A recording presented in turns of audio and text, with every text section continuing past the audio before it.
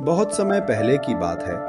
एक छोटा सा गांव था जहां लोग खेती बाड़ी करके अपना गुजारा करते थे।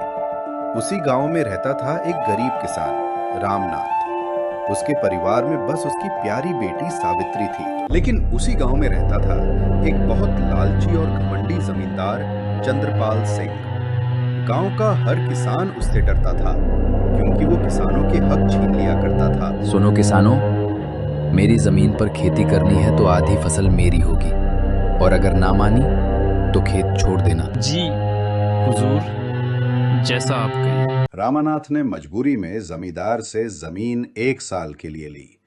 सौदा हुआ कि फसल का आधा हिस्सा जमींदार का होगा। रामानाथ दिन रात मेहनत करता रहा। बाबा चिंता मत करो, इस बार अच्छी फसल होगी। आखिरकार फसल तैयार हुई। रामानाथ खुश था, लेकिन जमींदार की चालाकी यहां भी काम आई। वाह, बढ़िया फसल उगी है। आधा हिस्सा मेरा होगा, लेकिन अच्छा अनाज तो मैं ही रखूंगा, तुम्हें बाकी का कचरा मिले। हे भगवान, इतनी मेहनत के बाद भी मेरे हिस्से में बस भूसा आया।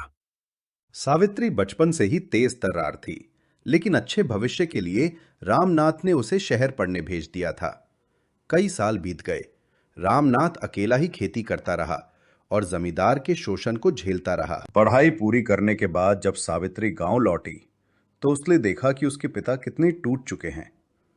तभी उसने ठान लिया, अब जमींदार को सबक सिखाना ही होगा। बाबा, अब जमींदार की चालाकी और नहीं चलेगी। इस बार जमीन मैं लूंगी और खेल उसके हिसाब से नहीं, मेरे हिसाब से होगा।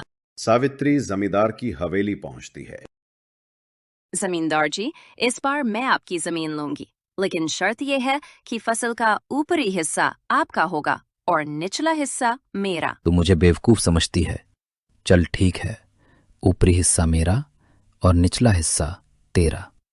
सावित्री ने खेत में आलू बो दिए। समय बीता और खेत आलूओं से भर गया। फसल काटने का दिन आया।